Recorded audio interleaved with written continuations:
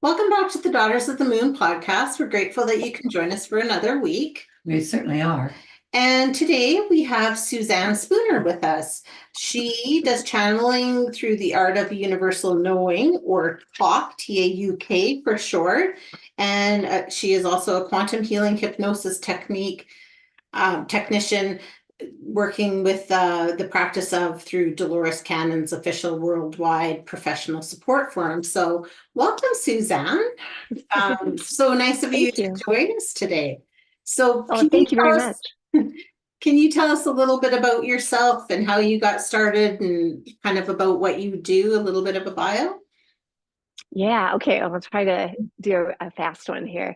So well, you started with the art of universal knowing, or TAUK. That's the process that came through me back in 2008.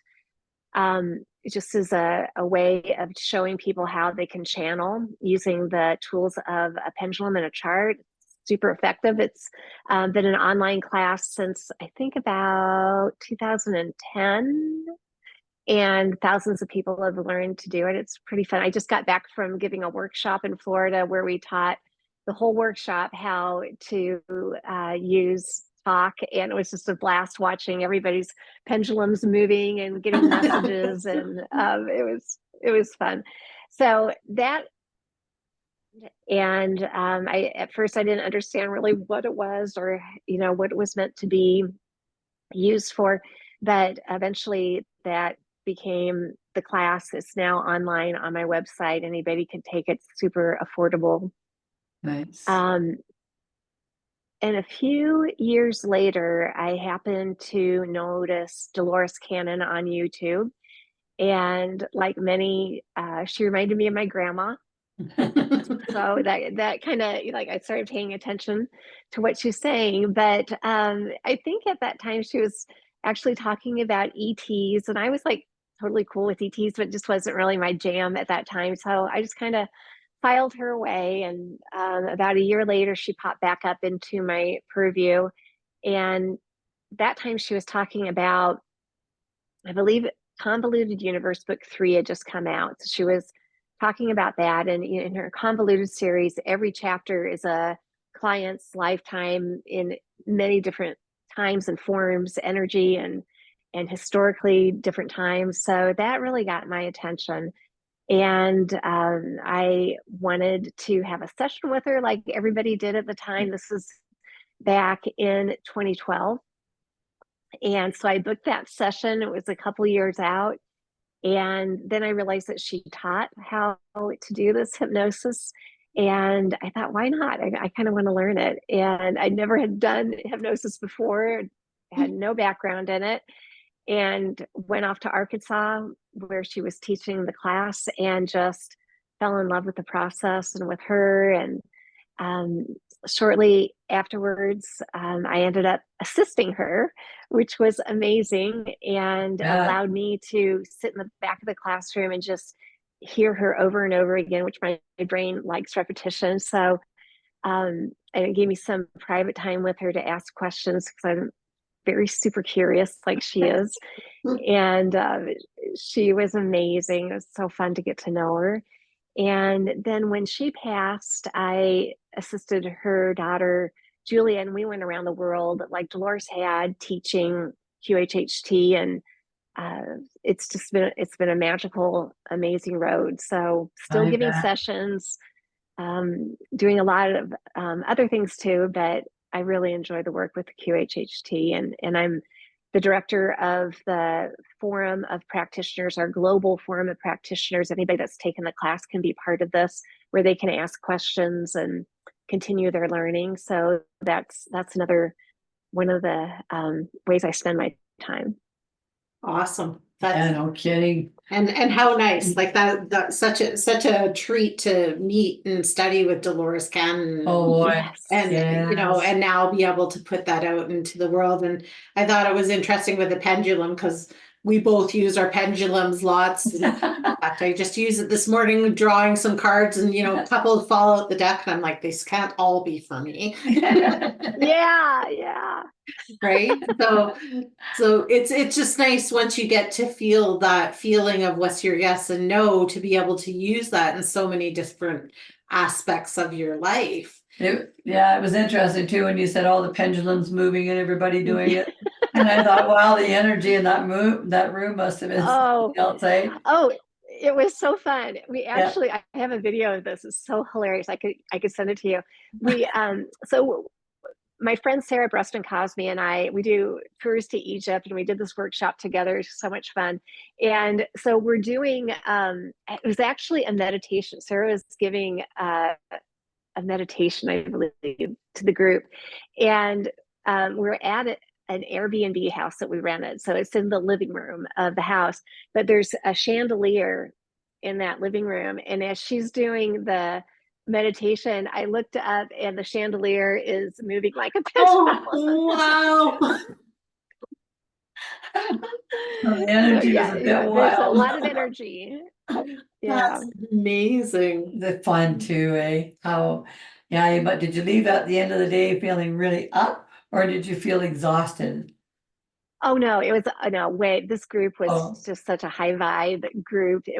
Every day was just so much fun. We couldn't wait till the next one. And the group. Matter of fact, the group they created a WhatsApp group, and they're like, I'm watching them they're messaging 100 times a day to each other. They become. I mean, they kind of like a reunion. Right. Of old soulmates, and so it's fun. We think we're just planning it, but it's everybody that comes is supposed to be there. I was just gonna say that because I found, like, last year I got to go to a retreat, and this year we're both going, and I found like when you were in these groups, it was like, yeah, I'm supposed to be here with all these people, and you talk to different people and your energies and mix, and you're like, oh yeah, these are my people that I'm supposed to meet. Yeah. Right? It's not by chance. Yeah. So divine planning. Exactly. So you can talk a little bit about TAUK and explain to people how it kind of works and that kind of thing. Sure. So the art of universal knowing uses, as I said, the tools of a pendulum and a letter chart. So when this first happened to me, I wasn't expecting it. It was so wild. So I had learned a different process that used a pendulum and a lot of charts called spiritual response therapy, or SRT. And one day I was, my kids had gone to school, my husband had gone to work, and I was just sitting at my kitchen table practicing SRT. And I all of a sudden felt the presence of my father beside me. And I felt him before. He passed many years before. He had chosen to end his life in suicide. So sad. Wonderful man, just very sad.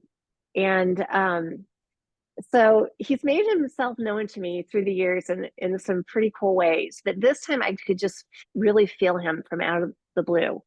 And I'm sitting there thinking about it, and I'm like, I got this pendulum. I can do my yes and no. But then I'm like, no, think on this a little bit. And then the thought popped in, do a letter chart. And my next thought was, oh yeah, I don't want to do Ouija. I mean, no. And and then I just settled myself down and thought, no, just make a letter chart and put the highest intention for the greatest good and just see what happens. Probably nothing's going to happen. And so with that, I drew this rather crappy letter chart, because I don't draw well, but it was enough. It was bad. But I put the letters around it, and I put my pendulum over the center of it, and it started spelling out words. I'm like, and I'm like, and I had paper and pen beside me, so I'd let it go a word or two, and I'd set my pendulum down. I'd write down what that was, and then I'd pick it up, and it would just pick up right where it had left off. I mean, it was amazing, and it was a rather small message. I think it's on my website. Beautiful, beautiful message. I didn't attribute it to my father because I think I was so freaked out. I would call it now a God message, but anyways, it was a beautiful it was a beautiful message. And I had to go and think on it a little bit, like what just happened? And was that an anomaly? And did I make that up? I mean, I didn't feel like I was moving the letters around, and it wasn't a wording that I would have used. So it didn't sound like it was from me. So, I mean, I was just really in a huge quandary. And it was either later that day or the next morning, I sat down to see if it would happen again. And I was almost wanting to prove to myself that it wouldn't happen again, because I didn't know what in the heck to do with it if it did. And that's really opposite of my personality, because I'm super positive. And so, I mean, I would never sit down to prove something wouldn't happen. I'd prove that it does happen. But that's kind of where my head was at. And I put my pendulum over my crappy letter chart, and it spelled out, "Hi, Zippy." And Zippy is my dad's nickname for me since little childhood. Oh, Wow, And cool. he was the only one that ever called me Zippy. And I think when I realized that's what it was filling out, it was like a heart burst. I could literally feel my heart bursting open, and my cheeks even went bright red. And it was just a very short message. And then I was like, oh my gosh, what is this? And I go, run my errands. I'd be in my car and I'd be thinking on, what in the heck is this? And I'd sit down again, and then I would get another message. Every time I've sat down, I've received a message. And the more I did it, the more started coming through. My grandma, who had passed, started coming through, and she was telling me, she's the one that named it. She's the one that says, what you're doing is called the art of universal knowing. And I'm like, oh, cool name. I have no idea what that is, but okay, I like the name. yeah. And she said, you're going to be teaching this to others. And I'm like, that's hilarious, because I have no idea what I'm doing. I don't know how this is happening. But through, I'd sit in my car. That was my thinking spot, and I wonder, well, I wonder if you could teach it this way, or I wonder if you did it that way.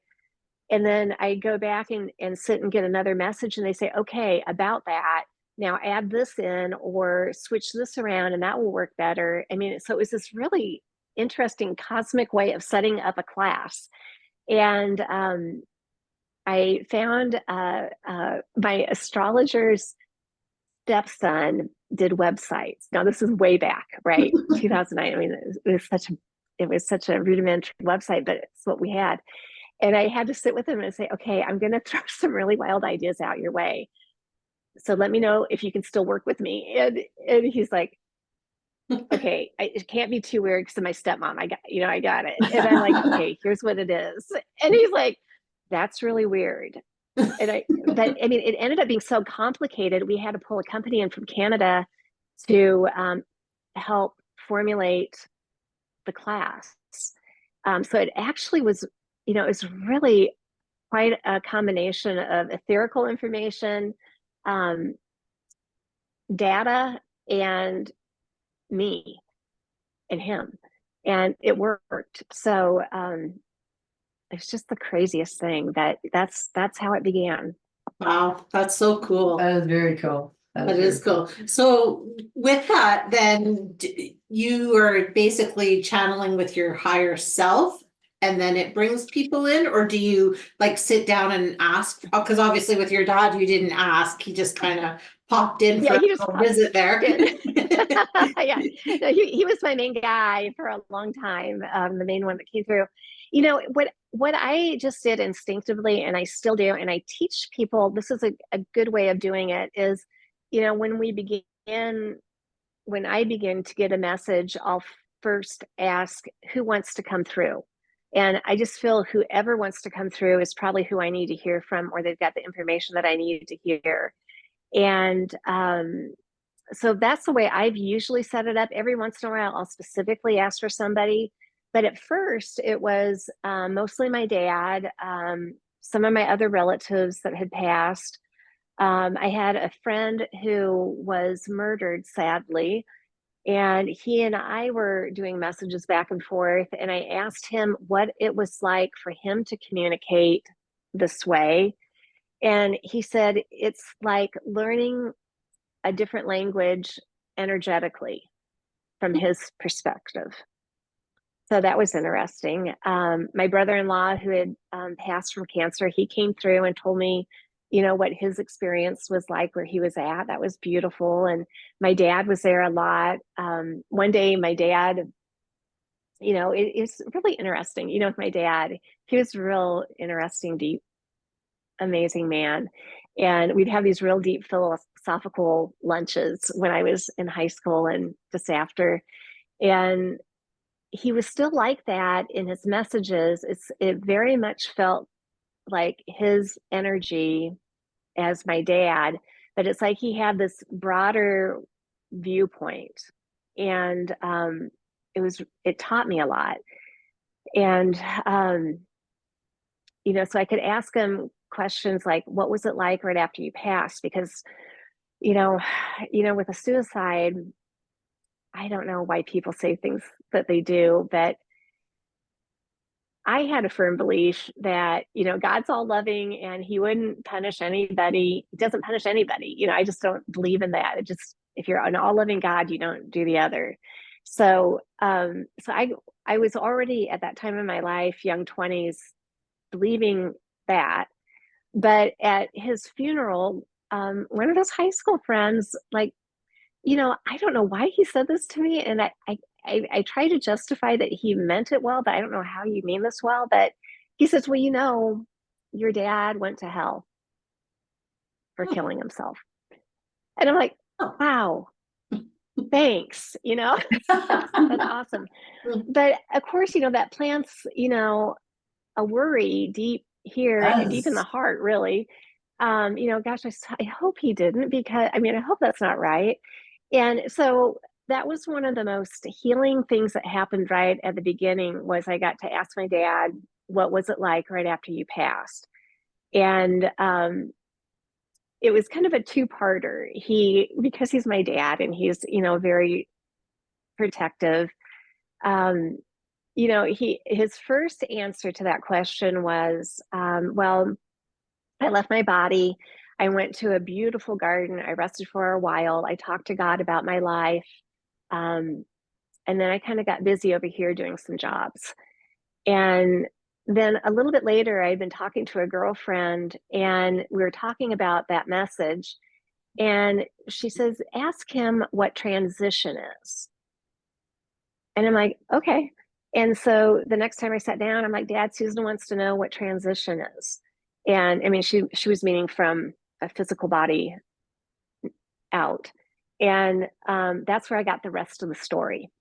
And he says, okay, honey, I want to tell you, I was in a really bad place, obviously, at the end of my life in my head. And I didn't think I was worthy of God's love. So before I got to that garden, I created a hell for myself because I didn't think I could go to heaven. And I think my breath caught. I was like, no, no, Dad, I don't want you to have that experience. But like a dad, he came right back with the next line that says, but I didn't stay there long. It was so short. And then I asked to be with God and I was out just like that. And so, the conversation went on to we create our experience as we, whatever we believe is probably a part of what we're initially going to experience. Yeah. So that's just him, he wanted to tell me the truth, that he wanted it to go in, increments so I could, really understand it and take it in.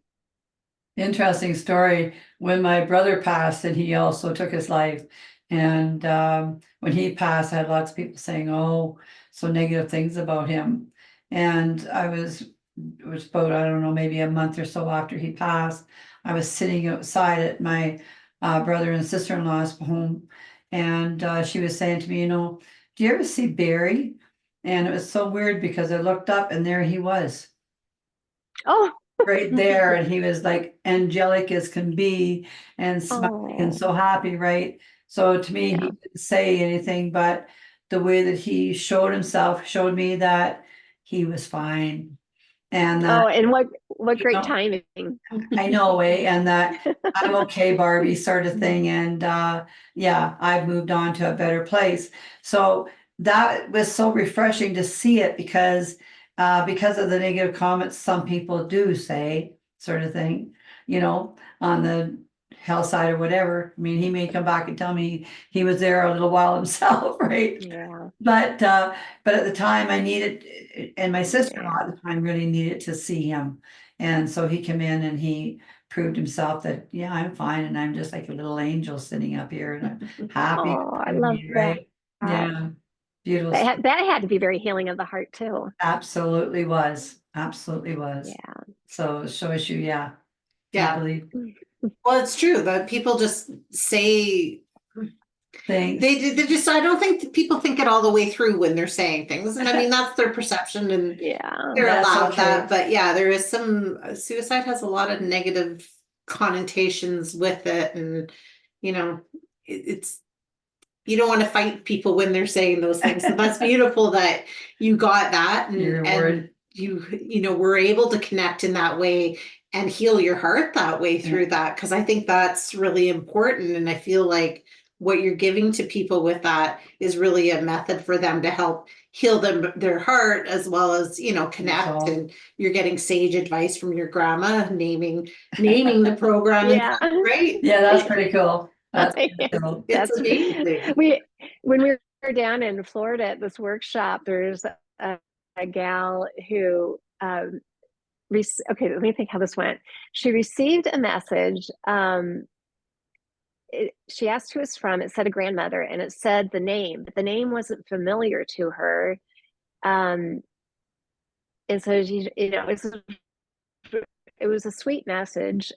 But later that day, she went and called her dad, and she's like, "Dad, I'm doing this, and I got this message, but I don't know that name." And the dad goes, "Oh, that's your grandma's name. We called her this, but this was her actual name. But I need this gal, the granddaughter, didn't know." So I mean, that was really kind of cool verification, for both the dad and for her. That they they're right, they're in the you just right never. I place. mean, it's so cool. The stories are also amazing. They are so amazing. And each time it happens to you, you think, wow. Another move Yeah, forward, yeah, right? very touching. Yeah. Yeah, that's amazing. Yeah, So yeah. I I mean, there's a lot to understand. with it. Yeah. I think Oh, I it's used to say thing there's a though. lot to understand about that we can't. Yes. Yes. That we just don't know anything about yet. And Right. Yeah, you and I are on the exact same page. Yes. things come so strange sometimes and so easily if we're paying attention. And I think once we know we're paying attention, when things come to us, sometimes we think, whoa, that just came that fast and I got my answer just that fast. Or you'll get messages that quick. Like the other day, I was someplace and walked past this picture and the picture fell in the frame. And the woman said to me, "Oh, that's weird, his picture fell." I said, "Yeah, you need to call him." And so she says, "Oh, okay," sort of thing. So she called and I said, "Everything okay?" She said, "Yeah, but thank you." So Aw, wasn't my message, it was definitely for her. But I mean, it's still, it's little things that catch with us, right? And it sure. makes, so we need to go it that way, send it off to wherever it's supposed to be, right? Yeah. That's amazing. So can you tell people a little bit about the quantum healing hypnosis technique for people that don't know what that is? Because it seems like it kind of segued from one into the other. And can you use them together then as well? I mean, yeah, you can. I mean, some people have had a hypnosis session and then use talk to, keep a line of communication going with their high self for, um, you know, oh my gosh, you could do your younger self in this life. You could connect in to other lifetimes with talk. But QHHT, quantum healing hypnosis technique, was developed by Dolores Cannon, amazing woman. She's written over, oh gosh, I think there's been 2 books published even since she passed. She usually had 3 books being written at once. She was just Wow. a dynamo, amazing woman. Yeah. But over the years, she had created this technique. What made her technique unique is typically the clients will go to a past life, or what, if we're on a linear time frame. Although it can be a future life, it could be concurrent. There's all sorts of opportunities there. But whatever lifetime they go to, it's always for a reason. It always in some way relates to this current life to help them understand it better. And we find that out during the session. But what made Dolores unique and pretty cool was she developed this way to, after they look at that lifetime, to segue into what we call the high self or subconscious, to get very deep, profound information for the client. And so when they come into a session, they have already written out or typed up a list of questions about their life that they want answers to. And they'll usually kind of do 2 lists. They'll do one of life and personal questions and one of health and body questions. So, oh shoot, sorry, my dogs are barking. Sorry. So into a session, we'll sit and talk. This usually takes a few hours. I kind of explain to them how they're going to do this, because all hypnosis is self-hypnosis. You're using somebody like me as your guide to take you into that really deep space. I hear a lot about their own life story. That helps me because I need to be able to ask the very best questions on their behalf to get that deep, profound information. So if I know a little bit about their journey through this life, it helps me to ask the best questions on their behalf. Then we take a quick restroom break. I get them comfortable on my massage table, and that's when we begin the hypnosis portion. So I never know where they're going to go, what they're going to do, but we just go for it. And it's always super amazing. And just about always can get every single question answered. The answers are sometimes not what they expected, which to me is awesome, because they're tapping into that part of them that knows everything. We all have it. We're just not told about it or understand it that well. And then we're recording it all. So afterwards, they have the recording to listen to. The healing that takes place is astounding. It's both miraculous, and it should be normal. It should be how we always think about our bodies and our symptoms. Because what Dolores found, which is I can 100% back up, is that we can really truly look at our symptoms more as messengers. And those symptoms are trying to give us a message that we need to change something in our life or in our thoughts or our beliefs or experiences. And it's those unhelpful thoughts, beliefs, and experiences that we've looped maybe way back in our brain ever since we were very tiny, or even sometimes we brought them in from another lifetime to, try again to solve this one. And once we understand how and why we created it, I mean, all we are is energy in these unique dense forms. We create all of our own stuff. And as this energy of these unique dense forms, we can heal our own selves. And so that's what happens in the session. And then one of my favorite parts with the healing is that deep part of you that knows everything will tell them what needs to change going forward to maintain the healing. And it's usually changing a life situation or an understanding or a belief. And what I found with that is you can really see the body as just being neutral, acting off of your thoughts. And so if certain thoughts gave you diabetes, say, we'll just use that as an example. Diabetes, by the way, we find out a lot of times is caused by a lack of sweetness in life, a lack of joy, not knowing how to be happy, things like that. So usually in that example, they'll say they need to go out and do things that they love. They need to know that it's important to enjoy yourself, bring happiness to yourself. And if they leave the session, and I've literally seen people check like their is it the glucose that they're Yeah. checking for diabetes. You know, some of them have it like on their phones now. It's really fancy, and it absolutely regulates while they're under. I mean, it should have dipped because they weren't getting insulin at that moment. It stayed normal, and so what we found is when they leave, if their thoughts go back to their old ways of thinking, doing, believing, which is what got them there in the first place, then the symptom returns. But if they can use the session in its best intentioned way, and they can take the new thoughts and beliefs and experiences that they gave themselves to focus on going forward, and they do that, then the body stays healed because you've made the change that the symptom or the messenger was trying to give you. It's that simple. That's why I mean it should be easy. This should be nothing hard. Wow. It's just not taught to us, so that we kind of create this wheel of illness and pharmaceutical needs, and so.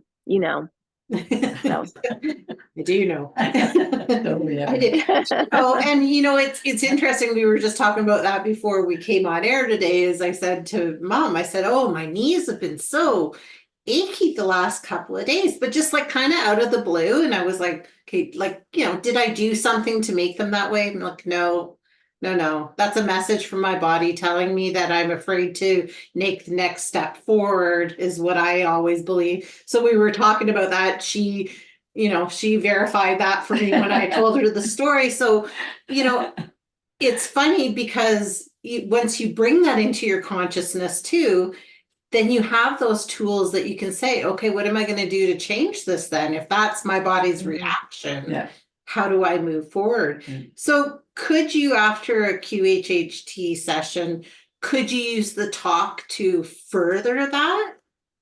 Sure. I mean, yeah, absolutely. Absolutely. I mean, I've talked with my high self. I've talked with my younger self in this life. I've talked to myself in other lifetimes. I mean, because we're all of it, right? So, there's really no limitations to either processes. And I have to say, what struck me about Dolores's process was what was similar about TAUK, in that it wasn't me supplying any of the answers, doing any of the healing. I do none of that. It's just showing people how they all have the answers and the ability to heal within them, and showing them how they do that. And I think that's a much more empowering experience than I don't know. But they're living it at the I was moment. going to say drugs, and yeah, or even I no ill intention to healers, or people that have that gift. I think that's a beautiful gift. But this is a way to show people that they can all heal themselves, and I think there's great value to that. So if they went on your website, would you give them some instruments to create an interest to see if they would want to go and find that out through you, or get the lessons of how to do it? Like, do you offer that on your websites and that kind of thing? Like for hypnosis, or for channeling? No, for like giving them sort of the insight. If you follow it, these are some of the things that you could find out and learn. Also, as yeah. And if you go to my YouTube channel, I've got a ton up on there that what to expect in a session and how this all works. And I've got a lot there. There's quite a bit on the website too. Okay, so they can get enough information from that to let them sort of step into it a bit and start sort of dabbling with it a bit, to want to gain an interest to go on further with it, sort of thing. Yeah, although I'll say, sometimes my QHHT clients, they're really into Dolores, and they've read her books, and they watch some YouTube sessions I put out. So some of my clients have allowed me to put their sessions up on YouTube, which are awesome. They're great sessions. So sometimes they've seen that, but every once in a while, I'll get somebody that like has no clue what this is, and they do great. So those are usually I'll get like couples or friends, and one's really into all of this and one has no clue about it, and that's typical. it's usually the ones that have no clue that like really rock it. You know, they have no expectations. You know, I have one session up on my YouTube channel. I'm trying to think of the name of it. It's hilarious. Because it was a husband and wife. He was into it all. He was this amazing heart surgeon. She was drugged to me, and you know, and like she had a bit of animosity as I was talking to her, because I do these sessions just one-on-one, you know, one on one day, one on the other. And I had to say to her a couple of times, you know, you don't have to do this. You know, if you don't want to do this, you know, you won't hurt my feelings. I'm not forcing you. And she'd be like, no, my husband wants me to do this, so I'll do it. And I'm like, okay. And so we tried like for an hour, you know, to just, you know, helping her relax and, you know, getting into it. And, you know, she just was pushing back so hard. And I literally was about at the last of my rope with, I just don't know. I mean, I can't make anybody do this. You have to help me. And I literally said, okay, you know, I'm going to move you to another place. And now you're there. What do you see? And she goes, oh, stars and planets, and I'm on a spaceship. And I'm like, yes, yes. She told me beforehand she didn't believe in any of this stuff. She actually called it BS, you know. So I'm like, and oh my God, it was a lovely session. It was amazing. Beautiful. So she got what she needed from it. That's gorgeous. Yeah, and more. Yeah. That's amazing. So can you share with us one other story that's like maybe one of your favorite stories that either is so surprising or so inspiring or something like that? Yeah. Okay. So the one that pops into my mind, I used to share this when I was teaching the QHHT classes. It's just such a beautiful story. And this one's on my YouTube too. It's called Marvelous Mary. And Mary reached out to me. This was probably, oh my goodness, 8 or 9 years ago now. And she was in, no, she didn't tell me she was in hospice. She just told me she had a long list of health issues, wasn't doing so good. And so I just, you know, booked her out like I book anybody out. She was in hospice, but she didn't tell me she was in hospice, or else I would have gotten her in sooner. But when I found that out, it wasn't until the day that she arrived for her session. I think it was like 9 months, excuse me, 9-month wait at that time. And so when she came in and introduced herself, she said, you know, I've been in hospice. And I'm like, Mary, why didn't you share that with me? I would have gotten you in sooner. And she goes, I just looked at it as a challenge. And, you know, I thought I could make it till I got to you. I'm like, okay, so this is, I mean, she's just amazing. But she had 8 pages of health issues, bless her heart. And as we start talking about her life story, it starts becoming clearer because she's had a super, super hard marriage. And I go into it on the YouTube clip with her blessing. I only put out what people will allow me to. And those super hard issues in her marriage had created the health issues. And I mean, she was a medical mystery. She should have been dead a long time ago. Her 2 biggest concerns at that time, although there was like a plethora of like life-ending situations going on in her body, was she had an ascending aorta and a descending aorta that were both ballooning. The descending had been operated on, and the doctors felt it was doing okay, but she was in such dire consequences that they couldn't open her up to do the ascending aorta because it would blow. So that's what was kind of getting her closer into this hospice experience. So we go in to the hypnosis, and she's also very gifted. As a child, she realized that she could take away other people's pain just by touching them. And she learned this at a funeral. for adults when she was a little girl, and she would touch some adults and she would take the pain away and it would go out of her. She was just a conduit to take that out. But with her husband, who she did love very, very much, even though he treated her horrifically, she would take his pain away, but she wouldn't let it go. She'd keep it. And that's what caused the horrible health issues with her. Now, he was mistreating his body so much that he should have been dead, but she had it all. So that's what we find out in the session. And so when I get to her high self and we're, starting to tackle this huge list of health issues, we're talking about her gift of being able to take healing. And that's where they're explaining to me, but with him, she's kept it. And it's this weird, through many, many, many lifetimes, she feels like she has to protect him and, carry the brunt of it all. And her high self says, by the way, we're taking that gift away. She's misusing it and she's hurting herself with it. So just for him, because he's the only one that she misuses it with, she can't take his pain anymore. So he's going to have to deal with his stuff now. And it's not probably going to be pretty. But we're done. That's no more.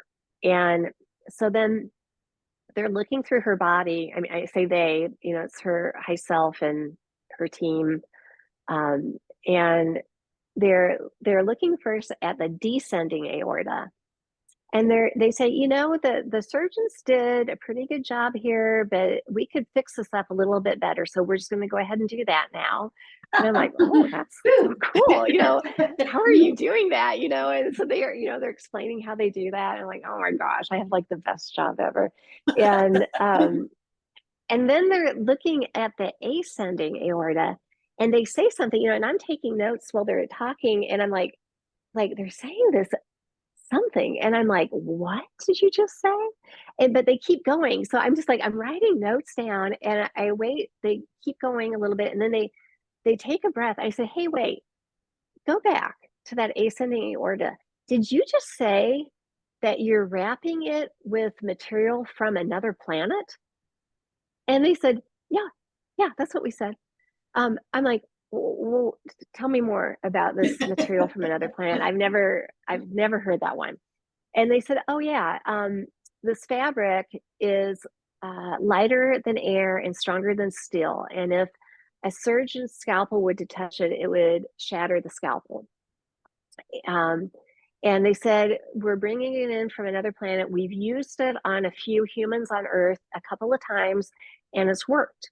And we think it can help her here. So we're going to go ahead and do that. And they said, and as they were looking at her heart, they said, she does have an enlarged heart. That was one of her health issues. And they said, but you know what? She loves a lot. And we're going to let her keep that enlarged heart, but keep it healthy because she loves to love. And I think that's a nice thing. Nice. So, that session was that long ago. She was in hospice. The doctors had given up on her. She's still alive. Wow. We stay in touch, every once in a while. And I would say, her life hasn't been perfect. She did end up leaving her husband and that took a while. But that helped. That helped her situation. And so, God, I love Mary so much. So, if she can do it, anybody can. Yeah, absolutely. That's a beautiful story. Really to share. is. Very nice Yeah. story. Mhm. And so sharing that story, I guess our next question to you would be, if you were to leave our audiences with one thought, what would it be? Well, I think it's like it's part of my big purpose of being here is showing people that we all carry all answers within us. And there's many ways of finding them. Hypnosis is one, talk is one. On my website, I have a free meditation that was designed to help people to connect with their high self. Meditation is a way of doing it. But I think, we're coming out of this very long program where we've been told so much that we believe that we have to seek answers outside of us in order to get the correct knowledge, when that's usually wrong, and we know ourselves better than anybody. So I would leave your audience with the idea of seeking a way that you feel comfortable with finding your own answers within, and trusting the very first thoughts that come to mind when you ask yourself a question. Because when we really listen to and pay attention to that first thought, when we ask ourselves a question, it's coming from that part of us that knows everything. We're taught not to listen to that because, only crazy people don't think through things and analyze them to death. But that's what gets us into trouble. That's what gets us confused.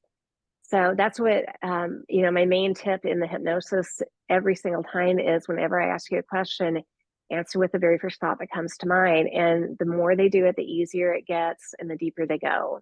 So that's it. Beautiful. Beautiful. That is a beautiful, beautiful message to leave with It is. people with, and we agree with you wholeheartedly on that one. It is like there's so much inner stuff that we can just heal ourselves, and Yes, trust in that a little bit more. So, Yeah. can you tell everybody where to find you? Sure. SuzanneSpooner.com is my website. That's where you can sign up for the TAUK class. It's just $22. It's pretty easy. That's very cheap. The QHHT sessions are there. Oh my gosh, I'm booking out so far. It's crazy. Right now, I have no dates up because I'm waiting for my my assistant to get the next round up. But I'm booking into 2028. Wow. That's just a little wild, but that's where we're at. And then they can find the Universal Mind Meditation, which is my my meditation to help people connect into their high selves by themselves. There, my YouTube channel, if you just search on YouTube my name or my name and QHHT, it'll pop right up. And there's so many cool sessions on there and lots of helpful videos of how to do all this and what it's all about. Beautiful. Wonderful. Yeah. Wonderful. Great. Well, it's been such an honor sharing space with you, and we've learned so much. Well, I have for sure. Me too. And you're very easy to listen to, and your information came across so beautifully. Love to have you back. Love to have Thank you very much. Yeah, I love sharing what I do. Yes, well, thank you so much. And again, we appreciate you being here with us and letting our listeners in on a little glimpse of this so that, they can see what's out there to help themselves. So Yeah, thank you so much. Yes, thank you. Thank you. Yes, and everybody else, follow along on the next one. You bet.